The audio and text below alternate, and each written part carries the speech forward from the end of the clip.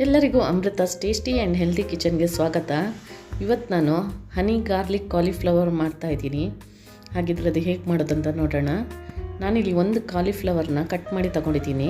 ಅದಕ್ಕೆ 1 ಸ್ಪೂನಷ್ಟು ಉಪ್ಪು ಹಾಕ್ಕೊಳ್ಳೋಣ. ಈಗ ಇದಕ್ಕೆ ಬಿಸಿ ನೀರು ಹಾಕ್ಕೊಂಡು ಒಂದು 10 ನಿಮಿಷ ಇದನ್ನು ಪಕ್ಕಕ್ಕೆ ಇಟ್ಕೊಳ್ಳಿ.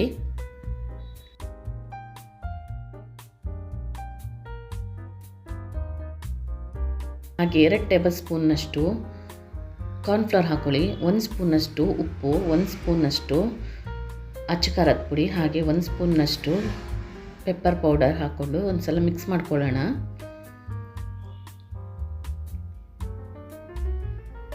ಈಗ ಇದಕ್ಕೆ ಬೇಕಾದಷ್ಟು ನೀರು ಹಾಕ್ಕೊಂಡು ಚೆನ್ನಾಗಿ ಇದನ್ನು ಈಗ ಕಲಿಸ್ಕೊಳ್ಳೋಣ.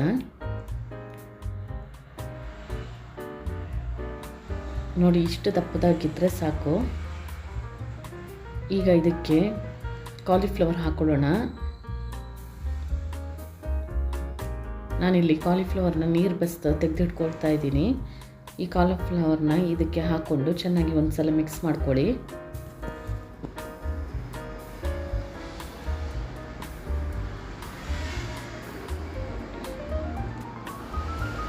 ಈಗ ಇದನ್ನು ಬಿಸಿ ಎಣ್ಣೆಯಲ್ಲಿ ಫ್ರೈ ಮಾಡಿ ತೆಗೆದಿಟ್ಕೊಳ್ಳೋಣ.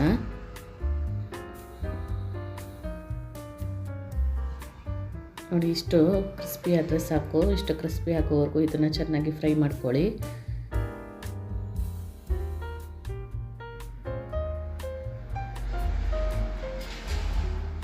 ಹೀಗೆ ಉಳಿದಿರೋ ಕಾಲಿಫ್ಲವರ್ನು ಹೀಗೆ ಫ್ರೈ ಮಾಡಿ ತೆಗೆದಿಟ್ಕೊಳ್ಳೋಣ.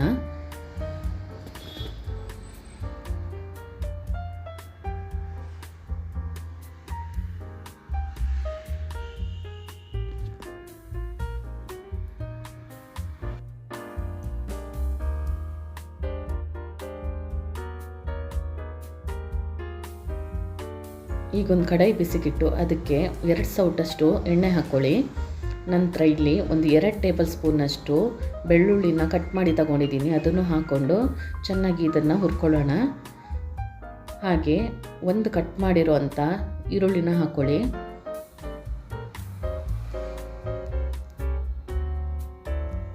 ಈಗ ಇದಕ್ಕೆ 1 ಸ್ಪೂನು ಉಪ್ಪು, ಹಾಗೆ 1 ಸ್ಪೂನಷ್ಟು ಅಚ್ಚ ಖಾರದ ಪುಡಿ, 1 ಸ್ಪೂನಷ್ಟು ಪೆಪ್ಪರ್ ಪೌಡರ್, ಹಾಗೆ ಚಿಲ್ಲಿ ಫ್ಲೆಕ್ಸ್ ಹಾಕ್ಕೊತಾ ಇದ್ದೀನಿ 1 ಸ್ಪೂನು, 2 ಸ್ಪೂನಷ್ಟು ಸೋಯಾ ಸಾಸ್, 2 ಟೀ ಸ್ಪೂನಷ್ಟು ವಿನಿಗರ್ ಹಾಕ್ಕೊಳ್ಳಿ.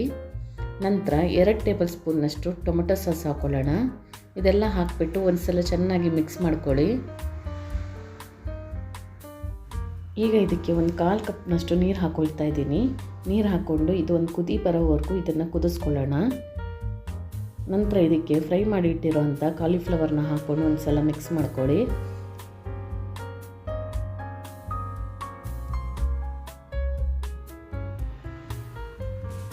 ಈಗ ಇದಕ್ಕೆ ಒಂದು 2 ಟೇಬಲ್ ಸ್ಪೂನಷ್ಟು ಜೇನುತುಪ್ಪ ಹಾಕ್ಕೊತಾ ಇದ್ದೀನಿ. ಹಾಕ್ಕೊಂಡು ಒಂದು ಸಲ ಮಿಕ್ಸ್ ಮಾಡಿ ನಂತರ ಇದಕ್ಕೆ ಕಟ್ ಮಾಡಿರೋವಂತಹ ಸ್ಪ್ರಿಂಗ್ ಆನಿಯನ್ಸ್ನ ಸ್ವಲ್ಪ ಹಾಕ್ಕೊಳ್ಳೋಣ. ನೋಡಿ, ಈಗ ರೆಡಿಯಾಗಿದೆ. ನೀವು ಈ ರೆಸಿಪಿನ ಟ್ರೈ ಮಾಡಿ. ಈ ರೆಸಿಪಿ ನಿಮಗೆ ಇಷ್ಟವಾದಲ್ಲಿ ಲೈಕ್ ಮಾಡಿ, ಶೇರ್ ಮಾಡಿ, ಹಾಗೆ ಸಬ್ಸ್ಕ್ರೈಬ್ ಮಾಡಿ. Thank you for watching.